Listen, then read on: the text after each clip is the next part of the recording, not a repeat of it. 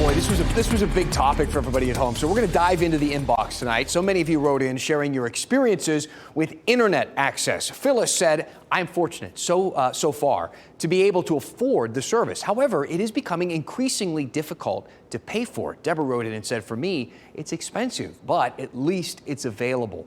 Fred just kind of nickeled and dimed me a little bit over the names of the streaming services that we were describing. He said, "Max is the new name of what used to be HBO Max, and Showtime, sorry, it doesn't exist anymore. The correct name is Paramount Plus." Fred, look, I'm a purist. It's always going to be HBO to me, but who can keep up anyway? First it was HBO, then it was HBO Go, then HBO Max, or Now, or whatever. I'm doing my best, okay? But you are right. Mark, on the other hand, was less critical, actually found the story soothing somehow. He said, "Thanks for that. It was a nice way to drink a cup of tea and eat chocolate after dinner."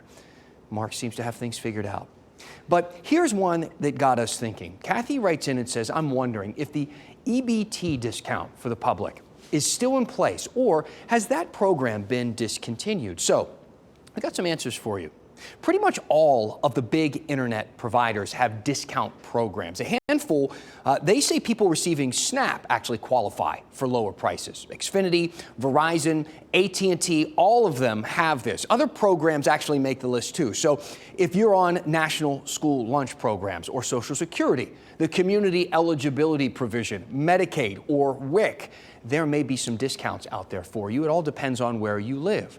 All the big providers, including Spectrum, mention the program we discussed last week, the ACP, the Affordable Connectivity Program. This can save you up to $30 a month. But again, that thing is going to be running out of money by April. Congress will decide if it gets more money and if it lives or dies. This whole idea of lawmakers deciding the fate of internet access got some of you thinking about the town of Wilson. Maria wrote in saying Wilson started laying cable lines years before Time Warner, now Spectrum, thought about moving to the eastern part of the state.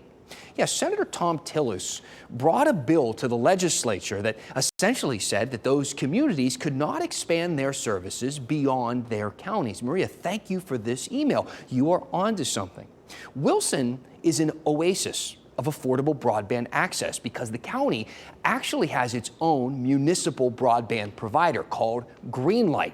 So check out these prices, $40 a month to $100 a month, a decent range there. There are more than 750 local governments nationwide that actually offer services like this. Wilson, though, is the only one in North Carolina. There used to be two, actually, in our state. Salisbury had it until Big Telecom, they stepped in. They didn't like the idea of more competition. This all went down in the early 2000s. Wilson County went back and forth with the big providers for years, and after negotiations failed, they built their own network. They wanted to branch it out. They wanted to expand it to other towns. But in 2006, Time Warner Cable, AT&T, and CenturyLink all teamed up to fight it.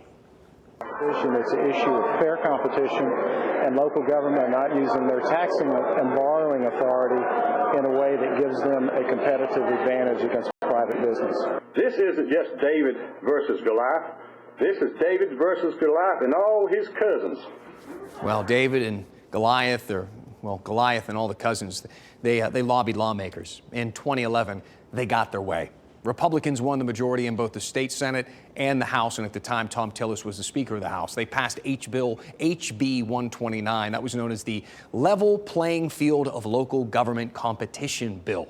Not a very catchy title, but you get the point. Except it didn't so much as level the playing field as more likely bulldozed it altogether. What this is Time Warner Cable's efforts to cut out municipalities as a potential competitor.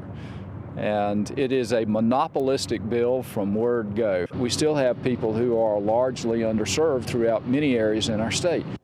Some people tried challenging that law, but they came up short with the FCC and the courts. Today, North Carolina is one of 17 states with a ban on these municipal broadband plans. So yeah, lawmakers, they do hold the keys in more ways than one. They could fund and extend the ACP benefits. They could undo the law that blocks cities from taking the reins and doing things themselves. Or they could just do nothing.